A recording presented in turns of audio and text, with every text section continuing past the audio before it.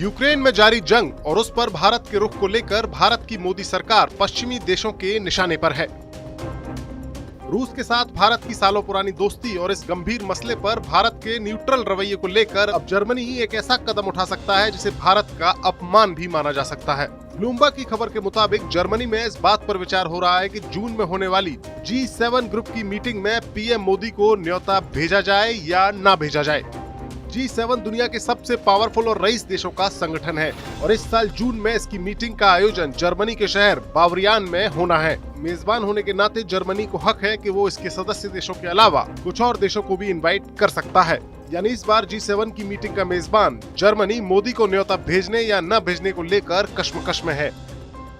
Bloomberg की खबर के मुताबिक जर्मनी की कश्मकश की वजह है यूक्रेन युद्ध। दरअसल G7 में शामिल 7 देश America, Britain, Germany, Italy, Canada, France और जापान इस युद्ध में रूस के खिलाफ खड़े हैं और इस मसले को लेकर लगातार रूस के प्रेसिडेंट पुतिन को घेर रहे हैं। लेकिन भारत ने अभी तक ना तो रूस की आलोचना की है और ना ही उसके खिलाफ संयुक्त राष्ट्र संघ में हुए किसी भी मतदान में हिस्सा लिया है और यही बात पश्चिमी देशों को खटक रही है। यही नहीं, भारत ने अमेरिका के दबाव के बावजूद रूस के साथ कच्चे तेल की डील भी कर ली है। लिहाजा जर्मनी की सरकार में शामिल कुछ लोग भारत को सबक सिखाने की नीयत से मोदी को इस बार की मीटिंग में इनवाइट न करने की दलील भी दे रहे हैं। हालांकि इस मसले पर कोई भी फैसला अभी तक नहीं हो सका है।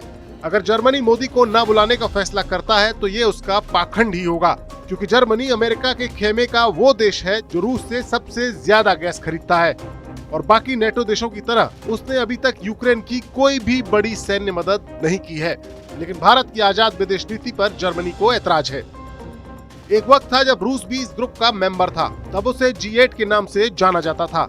लेकिन साल 2014 में रूस के क्रीमिया पर कब्जे के बाद रूस को इस ग्रुप से बेदखल करके इसे G7 का नाम दे दिया गया। यानी पुतिन विरोधी इस खेमे में पुतिन के दोस्त मोदी को बुलाने या न बुलाने पर मंथन चल रहा है। इससे पहले साल 2019 में फ्रांस में हुई G7 की मीटिंग में मोदी शामिल हुए थे। साल 2020 में तब के अमेरिका के प्रेसिडेंट डोनाल्ड ट्रंप ने कैंप डेविड में होने वाली G7 की आउटरीच मीटिंग के लिए मोदी को इनवाइट किया था, लेकिन कोरोना के चलते ये मीटिंग नहीं हो सकी थी। और साल 2021 यानी पिछले साल लगातार तीसरी बार भारत की बढ़ती हुई ताकत के मद्देनजर ब्रिटेन के पीएम बोरिस जॉनसन ने पीएम मोदी को इसकी मीटिंग में शामिल होने का न्योता भेजा था। हालांकि कोरोना महामारी के चलते मोदी इस मीटिंग में वीडियो कॉन्फ्रेंस के जरिए ही शामिल हुए थे। ऐसे में एक बड़ी आर्थिक शक्ति बन चुके भारत के पीएम मोदी को इग्नोर करना G7 के लिए आसान भी नहीं होगा।